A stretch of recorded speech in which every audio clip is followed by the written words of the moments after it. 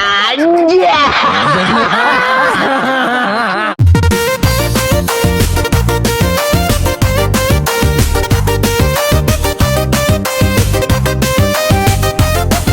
Teruk-teruk aja saya lihat mah.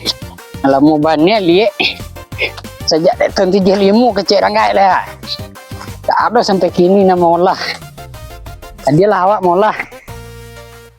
Sudah sekarang pinang seminggu ya ding. Karena aja dah awak nak cucu. Daripada dia seliek cikoh. Nak orang yang dak apa maleh. Julai dik dan, julai gadang dan.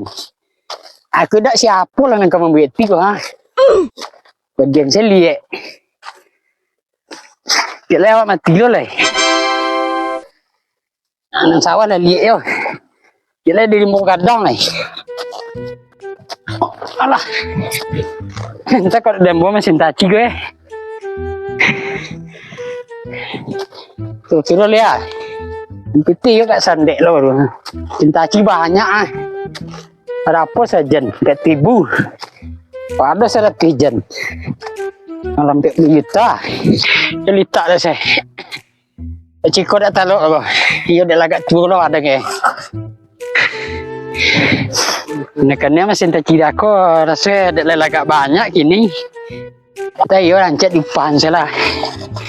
Udah awak kena jual payah Ciko. Piti dapat dicari. Kok pada mati bapo kemana kena dicari. Ada. Sanggup awih nanti bo. Tengah mantan aja dah lah doh. Ikan yang selu. Bayo bisa jo. Wah keraja bapak. Kong beti sama dia ah. Duduk lah kat setel pak. Dah mau baik ko doh. Hanya padian saya dan orang liek. Iko dah ulayai apa? Iko doh pak. Liek siapa toh? Iko angku kami ko ngapa? Angku mana oh? Angku yang berjanggut putih tu. Banyak namanya janggut putih. Itu angku janggut putih kami tu pak. Janggut putih mana? Ada yang janggut hitam orang ngecek ko hitam janggut ko. Jadi nak punya kecek. Jadi sekanda hati di apa? Saya namuena. Iyo padori dia Ciko ada je pedah Iko baretong namuhenya go pak. Dia pandai baretong 1, 2, 3, 4, 5, 6, 7, 8, 9, 10 ada. Tak baretong nan candu itu. Nundo pak. Baretong pala karo kok lain manang bapak wako baru dek bapak sawah ngok. Oh betul. Yo. Tak bagai. Apa ingat kita dulu peangku janggut putih tu? Jadi nanti yang putih janggut dia kau dulu. Lah, boleh. Anjir.